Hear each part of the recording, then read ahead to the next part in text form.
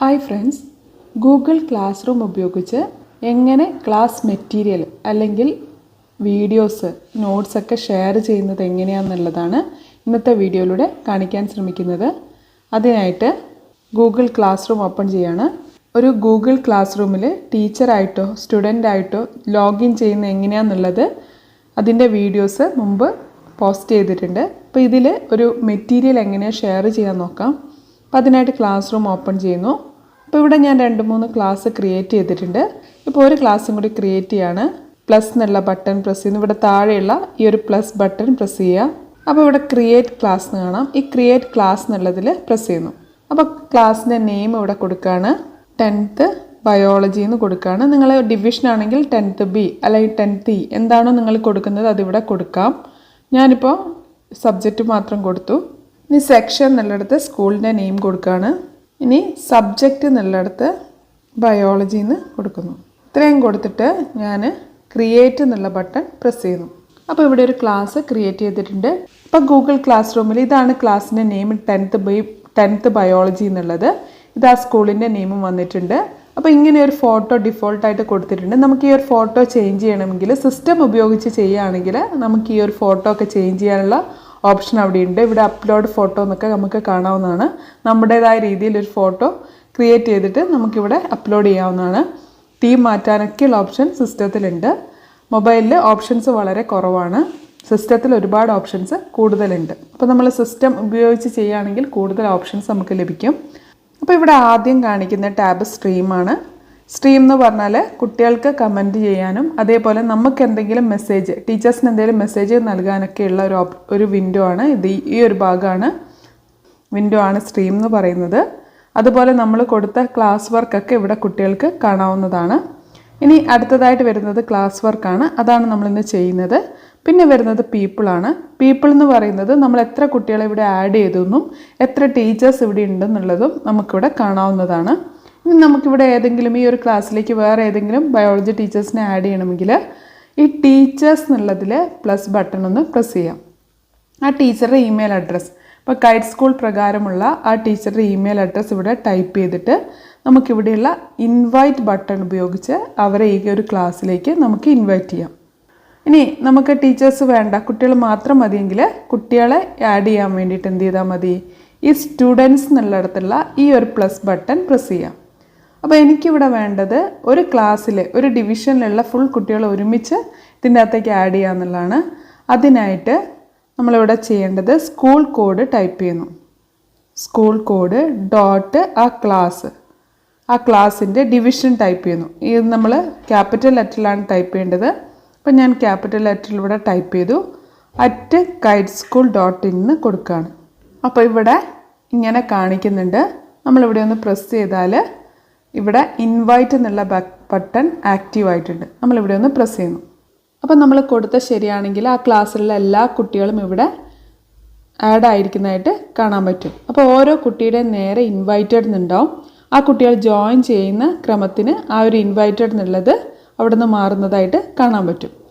ഇനി ഓരോ കുട്ടിയുടെ നേരെ ഈ 3 ഡോട്ട്സ് കാണാം. ഈ 3 ഡോട്ട്സിൽ നമ്മളൊന്ന് പ്രസ് ചെയ്താൽ ഇവിടെ ഇമെയിൽ സ്റ്റുഡൻ്റ് എന്നുണ്ട്, അതേപോലെ തന്നെ റിമൂവ് എന്നുണ്ട്.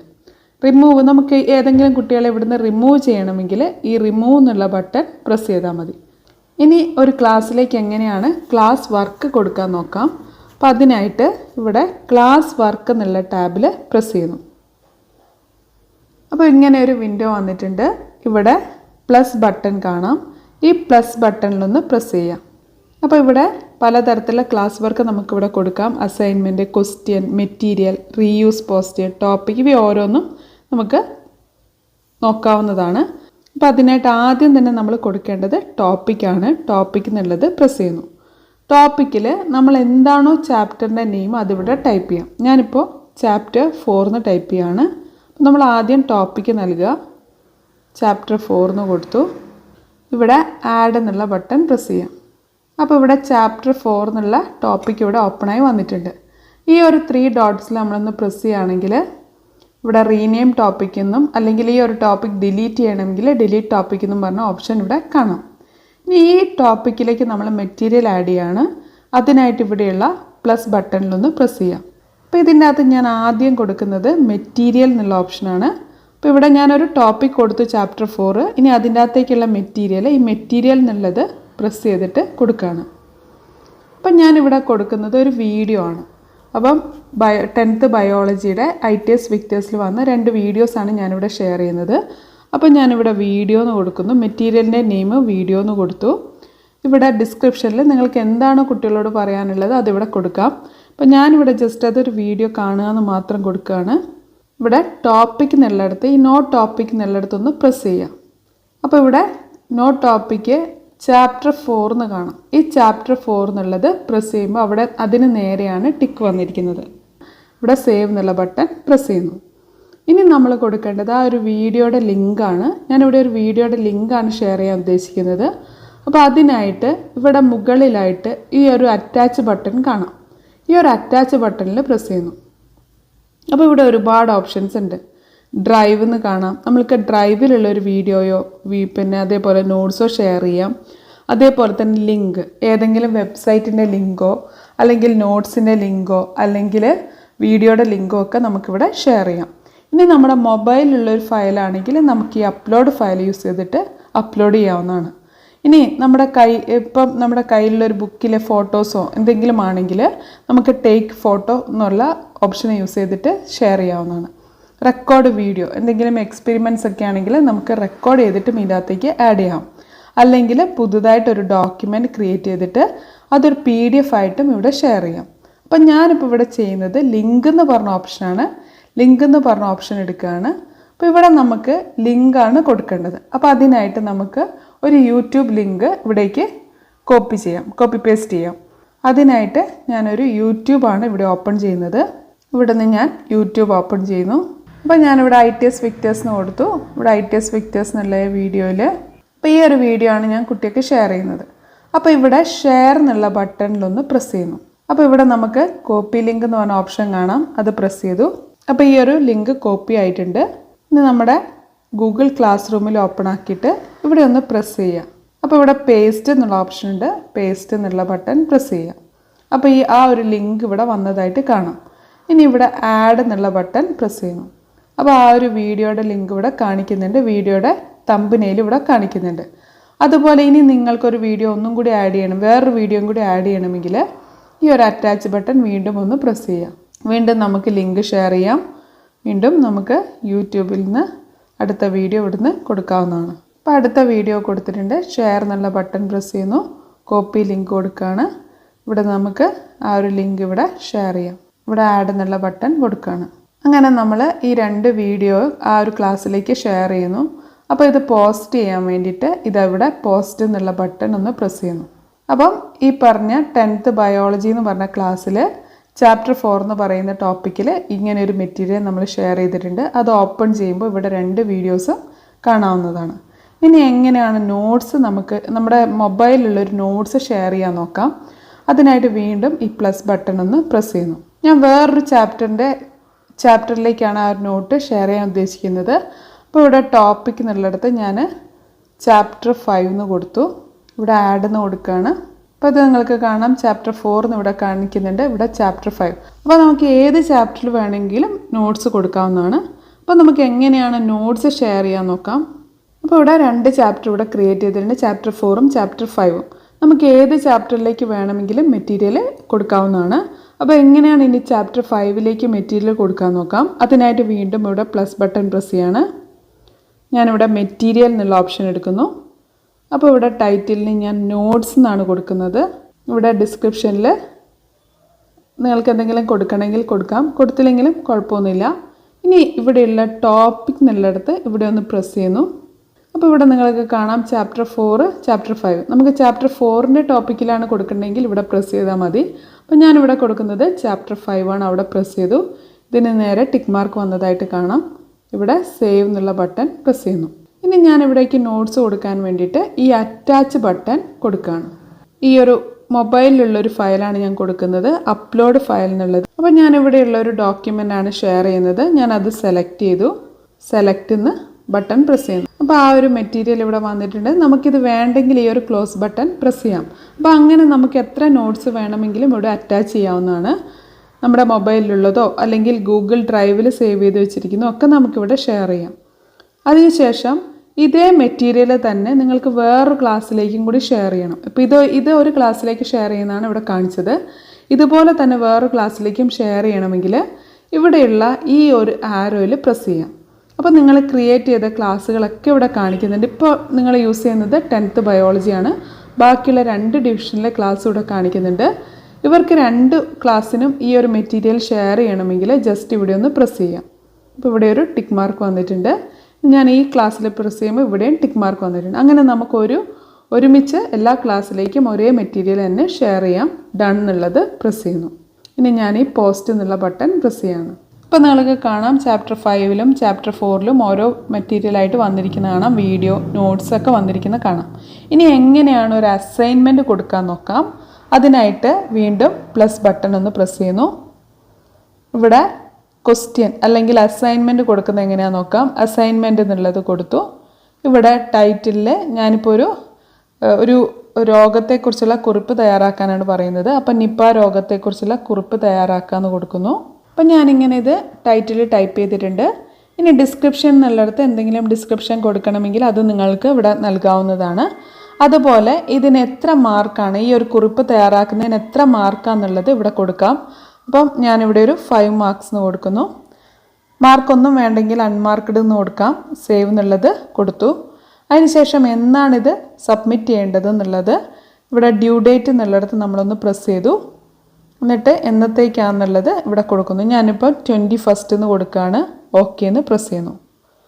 ഇപ്പോൾ 21st ടൈം വേണമെങ്കിൽ കൊടുത്താൽ മതി, നിർബന്ധമില്ല. നമുക്ക് വേണമെങ്കിൽ ഇവിടെ ഒന്ന് പ്രസ് ചെയ്താൽ അന്ന് 5 PM സബ്മിറ്റ് ചെയ്യണം എന്നുള്ള രീതിയിൽ ഞാനിവിടെ സെറ്റ് ചെയ്യാണ്. 5 PM എന്ന് കൊടുത്തു. ഓക്കെ എന്ന് പ്രസ് ചെയ്തു. ഇനി ടോപ്പിക് ഏത് ടോപ്പിക്കിനെ ബേസ് ചെയ്തിട്ടാണ്. അപ്പോൾ ഇവിടെ ടോപ്പിക് എന്നുള്ളിടത്ത് ഞാൻ നോൺ ടോപ്പിക് എന്നുള്ളതൊന്ന് പ്രസ് ചെയ്തു. ചാപ്റ്റർ 4 എന്ന് കൊടുത്തു.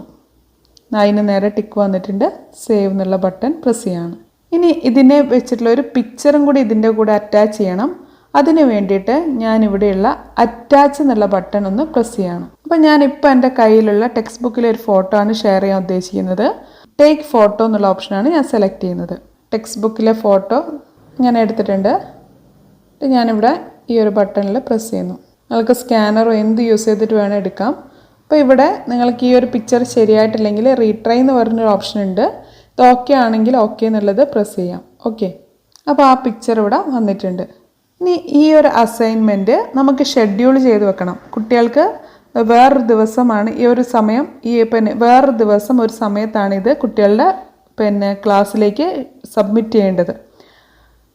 ഈ ഒരു വർക്ക് നമുക്ക് ഷെഡ്യൂൾ ചെയ്ത് വെക്കണം. ഏതെങ്കിലും ഒരു പെർട്ടിക്കുലർ ഡേറ്റിൽ മാത്രമാണ് ഇത് കുട്ടികൾക്ക് പോസ്റ്റായി പോകേണ്ടതെങ്കിൽ നമുക്കിത് ഷെഡ്യൂൾ ചെയ്ത് വെക്കാനുള്ള ഓപ്ഷൻ ഉണ്ട്. അതിനായിട്ട് ഈ മുകളിൽ കാണുന്ന 3 ഡോട്ട്സിലൊന്ന് പ്രസ് ചെയ്യാം. അപ്പോൾ ഇവിടെ ഷെഡ്യൂൾ എന്ന് പറഞ്ഞ ഓപ്ഷൻ ഉണ്ട്.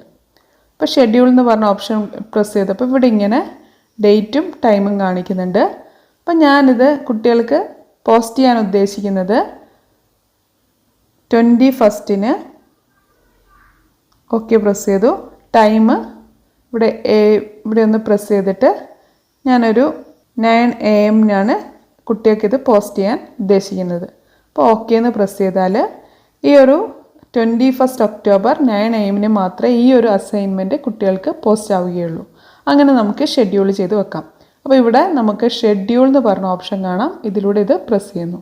ഇനി നമുക്ക് ഇപ്പം നമ്മളിവിടെ ക്രിയേറ്റ് ചെയ്ത ഈ ഒരു നിപ്പ രോഗത്തെക്കുറിച്ച് നമുക്ക് കാണാം. ഇവിടെ ഒരു ആഷ് കളറിലാണ് കാണിക്കുന്നത്. ബാക്കിയുള്ള നമ്മുടെ പോസ്റ്റൊക്കെ ഒരു കളറിൽ, ഒരു ഗ്രീൻ കളറിൽ കാണിക്കുന്നുണ്ട്. കാരണം ഇതൊക്കെ നമ്മൾ പോസ്റ്റ് ചെയ്തിട്ടുണ്ട്.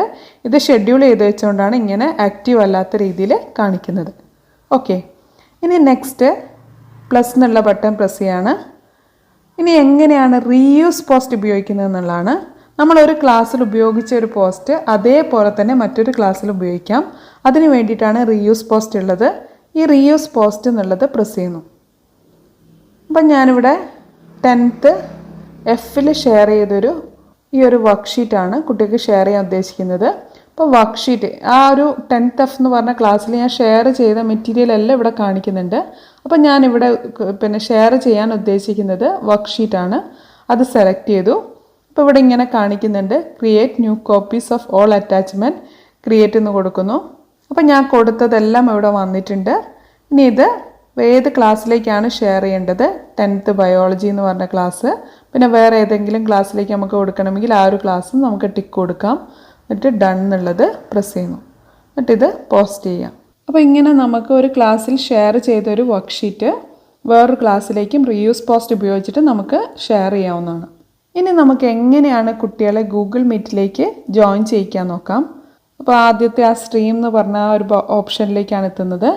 ഇവിടെ മുകളിലായിട്ട് സെറ്റിങ്സ് എന്ന് പറഞ്ഞ് കാണാം. അപ്പോൾ നമ്മളിവിടെ കൊടുത്ത മെറ്റീരിയലൊക്കെ ഇവിടെ കാണിക്കുന്നുണ്ട്. ഇനി നമുക്ക് കുട്ടികളെ ഗൂഗിൾ മീറ്റിലേക്ക് ജോയിൻ ചെയ്യിക്കുന്നത് എങ്ങനെയാണെന്നുള്ളതാണ് നോക്കേണ്ടത്. അതിനായിട്ട് ഇവിടെ മുകളിലായിട്ട് സെറ്റിങ്സ് കാണാം. ഈ സെറ്റിങ്സിൽ നമുക്കിവിടെയുള്ള ഏതെങ്കിലും ടൈറ്റിലോ ഡിസ്ക്രിപ്ഷനോ ഒക്കെ മാറ്റണമെങ്കിൽ ഇവിടെ നമുക്ക് ചേഞ്ച് ചെയ്യാവുന്നതാണ്. ഇനി നമുക്ക് ഗൂഗിൾ മീറ്റിലേക്ക് ജോയിൻ ചെയ്യിക്കാൻ വേണ്ടിയിട്ട് ഇവിടെ ഇതാ മാനേജ് മീറ്റ് ലിങ്ക് എന്നുള്ള ഓപ്ഷൻ കാണാം. ഇവിടെ ക്ലാസ് റൂം മീറ്റ് ലിങ്ക്, ഇതിൻ്റെ തൊട്ട് താഴെയായിട്ട് നോ മീറ്റ് ലിങ്ക് എന്നുള്ളിടത്ത് ഒരു 3 ഡോട്ട്സ് കാണാം. ഈ 3 ഡോട്ട്സിലൊന്ന് പ്രസ് ചെയ്യുന്നു. അപ്പോൾ ഇവിടെ ജനറേറ്റ് മീറ്റ് ലിങ്ക് എന്ന് കാണാം. ഇതിലൊന്ന് പ്രസ് ചെയ്യാം. അപ്പോൾ ഒരു മീറ്റിംഗ് ലിങ്ക് ഇവിടെ ക്രിയേറ്റ് ചെയ്തതായിട്ട് കാണാൻ പറ്റും. അപ്പോൾ ഇതാണ് ആ കുട്ടികളുടെ, ഈ ഒരു ക്ലാസ്സിലെ കുട്ടികളുടെ മീറ്റിംഗ് ലിങ്ക്.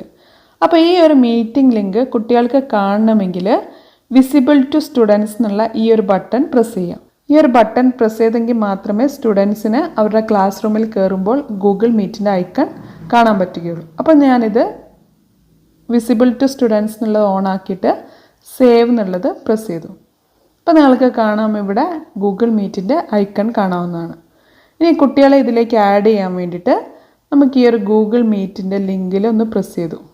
അപ്പോൾ ഇങ്ങനെ കാണിക്കുന്നുണ്ട്. ഇവിടെയുള്ള ജോയിൻ ബട്ടണിലൊന്ന് പ്രസ് ചെയ്തു.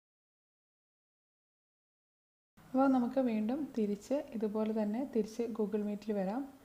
എന്നിട്ട് നമുക്കിവിടുന്ന് എക്സിറ്റ് ചെയ്ത് റൂമിലേക്ക് തിരിച്ചു വന്നിട്ടുണ്ട്. അപ്പോൾ നമ്മൾ ഈ ഗൂഗിൾ ക്ലാസ് റൂമിൽ ഗൂഗിൾ മീറ്റ് കഴിഞ്ഞതിന് ശേഷം ഗൂഗിൾ ക്ലാസ് റൂമിൽ വരുമ്പോൾ ചെയ്യേണ്ട ഒരു സെറ്റിംഗ് ആണ്. ഇവിടെയുള്ള സെറ്റിങ്സിലൊന്ന് പ്രസ് ചെയ്തിട്ട് നമ്മൾ നേരത്തെ ഓൺ ചെയ്ത് വെച്ച ഈ വിസിബിൾ ടു സ്റ്റുഡൻസ് എന്നുള്ളത് ഒന്ന് ഓഫ് ചെയ്ത് വെക്കുക. കാരണം നമ്മളൊരു ഗൂഗിൾ മീറ്റ് സ്റ്റാർട്ട് ചെയ്യുന്നതിന് മുമ്പ് മാത്രം ഇത് വിസിബിൾ ടു സ്റ്റുഡൻസ് കൊടുക്കുക. ഗൂഗിൾ മീറ്റ് കഴിയുമ്പോൾ തന്നെ ഈ വിസിബിൾ ടു സ്റ്റുഡൻസ് എന്നുള്ളത് ഓഫ് ചെയ്ത് വെക്കുക. ഓക്കെ, എന്നിട്ട് സേവ് ചെയ്യണം. അപ്പോൾ ഇങ്ങനെ നമുക്കൊരു ഗൂഗിൾ മീറ്റും ഇതിൻ്റെ അകത്ത് നടത്താവുന്നതാണ്. അപ്പോൾ ആ ഗൂഗിൾ മീറ്റിൽ എങ്ങനെയാണ് നമുക്ക് ജാംബോർഡ് കണക്ട് ചെയ്ത് ചെയ്യാൻ പറ്റുക, ഷെയർ സ്ക്രീൻ യൂസ് ചെയ്യുക എന്നൊക്കെയുള്ള വീഡിയോസ് മുമ്പ് ചെയ്തിട്ടുണ്ട്. അതിൻ്റെയൊക്കെ ലിങ്ക് ഡിസ്ക്രിപ്ഷനിൽ നൽകാം.